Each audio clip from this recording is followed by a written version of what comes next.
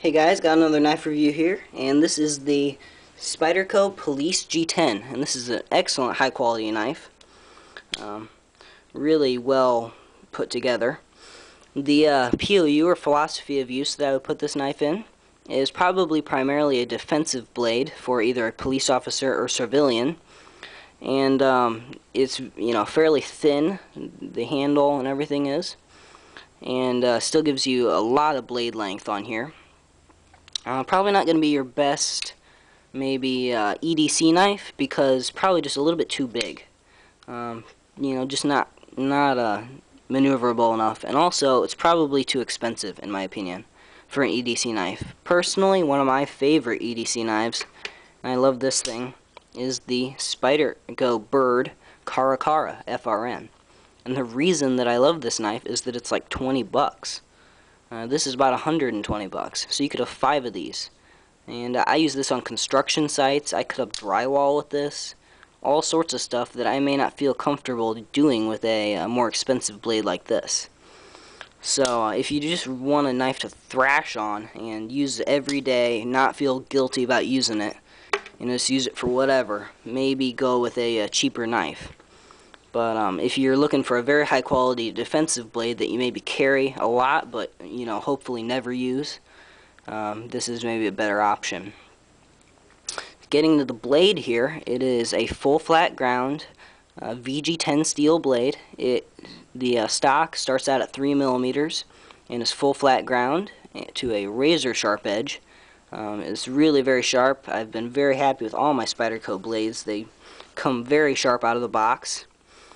It is that excellent Spyderco leaf shape on that blade. Provides adequate belly for slashing or chopping, but also gives a very good penetration on the tip. And this tip does come to a very thin point. It thins out quick, and it may be a little deceiving, this top view, because they do have kind of an aesthetic swedge up here on top. That it's really all that is aesthetic, in my opinion. It's not going to help with piercing or anything like that. And obviously, because this is a folding knife, you're not going to sharpen that. But it does come to a more delicate tip, which is maybe good for some more like utility EDC type tasks, like maybe getting out splinters, that type of thing. But maybe if you're going to fight with this knife or defend yourself with this knife, if you go into a very hard surface, it could break. Most likely it will if you go into concrete with this. So that's kind of something to consider. But it helps it keep it lightweight and very carryable. If it's too heavy, you're probably not going to carry it with you every day. Especially if you're a police officer and you have a 30-pound utility belt. You don't want to carry a ton of weight with you. Getting into the construction of this knife, it is a very high quality G10, probably the same stuff they use in the Spyderco Polywog G10, and I mentioned in there, it's very high quality, probably some of my favorite G10 I've held. It's not as coarse as the cold steel G10 that they use in some of the cold steel AK-47s and stuff like that.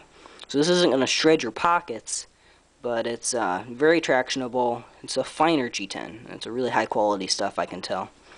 It is steel lined, and the steel liners are skeletonized to keep it lighter weight, but you still get that torsional strength in there. And by the way, guys, the lockup on here is absolutely bank vault like. No complaints on the lockup on this at all. Up and down and side to side, just really tight. It is mini torque spit construction all the way through, so you can take it apart if you maybe dunk this in salt water. And that pivot is mini torque spit, so if you did have any play, you could tighten it up. The ergonomics on this knife are excellent. It really provides a lot of real estate on that handle there.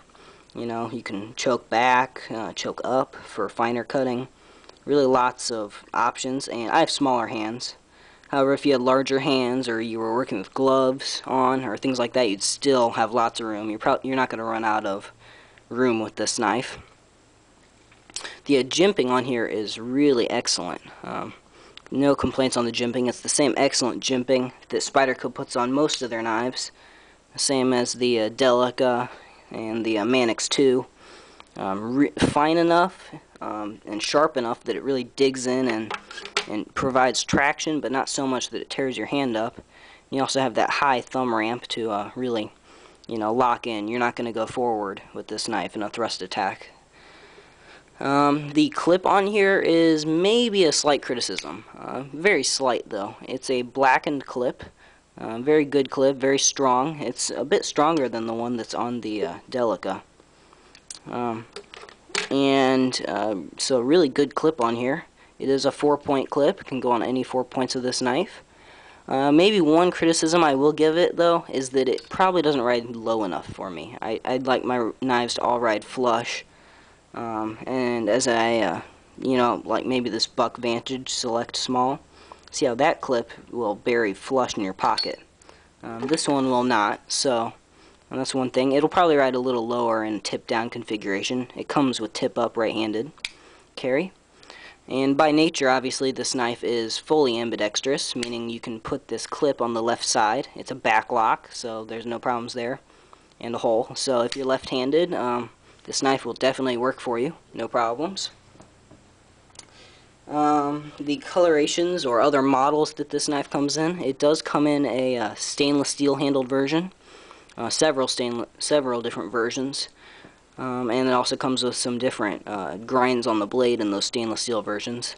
Personally, I'm not a fan of stainless steel handled knives, and really my reasoning for that is that I just think that they're slicker and they don't really add any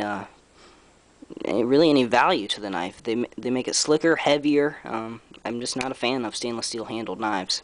Sorry, but if you are, they do make the police model in that version, and they're cheaper too. I think about by $20 or so.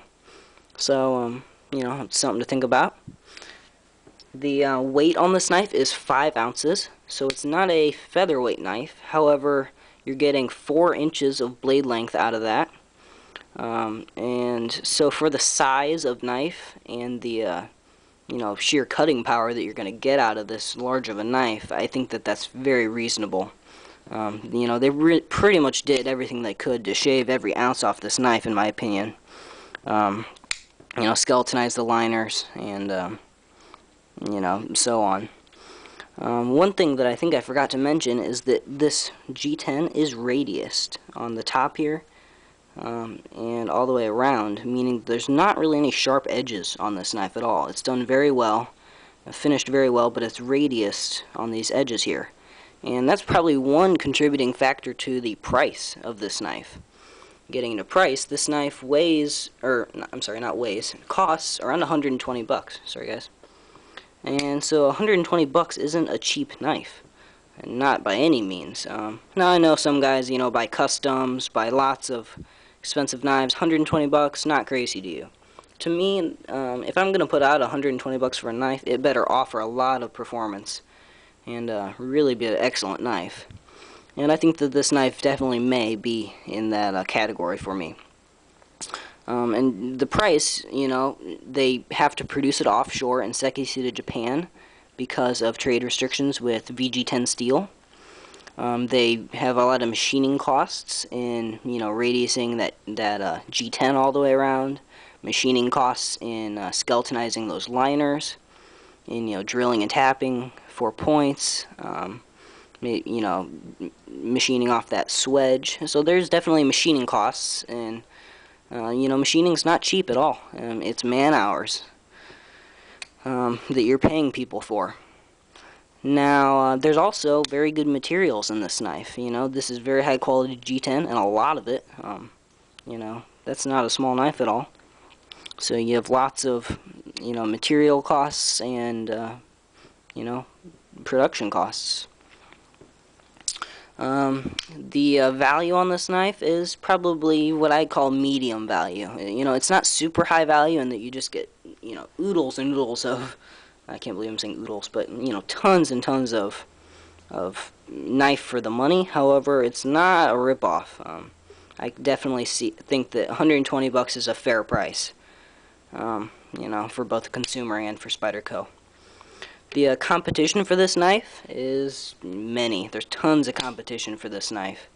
If this knife isn't really what you're looking for, you want a stronger tip, or maybe a thicker blade all around, not a fan of the back lock, I don't know, there's lots of stuff you could criticize about this that people just personal preference don't like. But there's lots of competition, and I'll bring in a few. Maybe the SOG Aegis. This is a Tonto version. I mean, it's not super direct competition. This knife is lighter weight, and this is like 3.1 ounces. It's non-steel lined, and I'll talk to that all in the review of this knife. But this knife's much cheaper, probably around half the price. Maybe the Spyderco I'm sorry, not Delica. The Spyderco Endura FFG, that the FRN handled maybe like the brown coloration or the gray coloration on that knife, because that knife is 3mm thick, full flat ground VG10 steel. It's lighter weight. Don't get quite the blade length, but you know, definitely a larger folder. So maybe if you're looking at this and really liking this, but you just don't have the money for this, maybe check out the Endura FFG. Obviously Benchmade designs. There's the full-size Griptilian, the HK Axis. That's a knife that I don't really see around much. Not very popular, but I really don't know why. I love that blade. Maybe the Spyderco Manix 2. Not quite as large, but you know, definitely fits in the hand well. Very high quality knife. I don't know, there's lots of stuff out there. Maybe if you are super poor and you just don't want to put out the money for this, Bird Caracara. I know it's a fifth of the cost, but maybe if you're just looking for more of a knife to thrash on, this knife, you know, same backlock mechanism, you know, mini Torx bit construction. I could do the review all over again, but you know, if you're looking for a blade and you don't want to put out nearly the money for this, this is an option. So there's lots of competition, but this is definitely a good blade if it's what you're looking for. And I'm just going to bring in one more knife here, and this is not competition with this at all, but I think it may be of interest to some of you guys out there. You may be curious to see this. I don't know, maybe not. I think it's kind of cool. This is the ESEE 6. This is the largest version that they have, and that really shows you maybe the size that this blade is. This is not a small knife at all. So that's a good comparison. And finally, I'll bring in a K-bar. I mean, I don't think I've really had any folders that I've been able to seriously compare to a K-bar. So there you go. I mean, yeah, I mean, it's smaller, but you know, gives you some relative, you know, comparison. So there you go, guys. Excellent knife. Can't say enough about it. You know, really high quality. But so see you guys. Hope that helps. And just wanted to bring this knife to you. So bye.